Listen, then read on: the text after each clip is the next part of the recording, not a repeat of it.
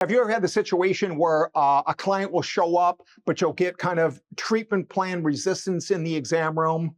Have you ever had where you put like what you thought was a killer ad out for a DVM, but nobody calls? Have you ever had that where a DVM actually shows up for a job application and you think they're perfect, but they don't stick to your practice? If you have any of that stuff going on, like you don't have enough applicants coming in or they actually make it in and they don't stick, this is for you. Watch on.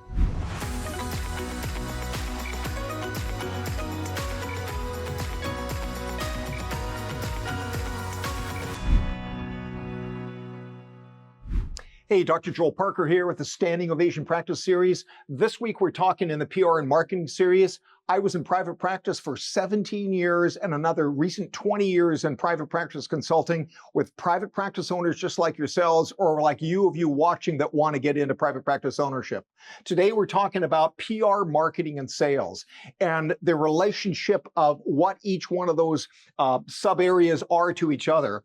First of all, if you've ever had a client that came into your exam room that really didn't know who you were, you can have trouble getting them to purchase the right patient care plan for their pet because they haven't seen any marketing and ultimately they have had no PR for you.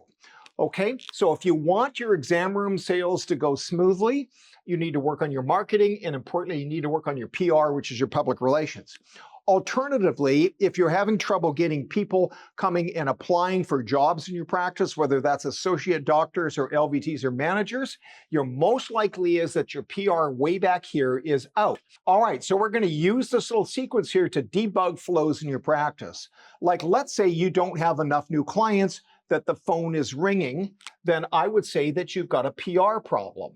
It could also be that they're not seeing any marketing and so forth. But let's say that they actually do ring the phone, they get some marketing, they see a sign on your practice, they might see a website, they may see a social media post, and then when they come in, they actually don't want to buy any services, then you've got a problem somewhere back on these lines here.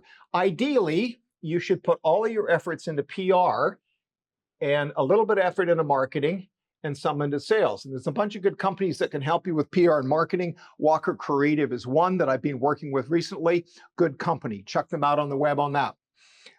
Another one could be that you actually get an associate doctor that's applying to one of your ads. That's marketing, but they don't know very much about your practice. And so when you get them into the exam room, they don't stick. Okay, and that happened about a couple months back where there was a veterinarian that was really excited. She had an associate doctor that was coming into the practice and she thought after the interview, this person is perfect for our practice, but then she got the phone call that the veterinarian went with another corporate practice. So something is out. So what we're going to do over this PR marketing, it should say, and sales series in there, we're going to debug this here, starting with public relations, what it is, how to optimize it, how to get it to where you want it to be, what things you can be doing on a daily, weekly basis to increase your PR.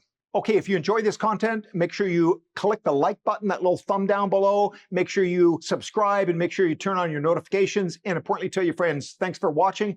I'll see you next time.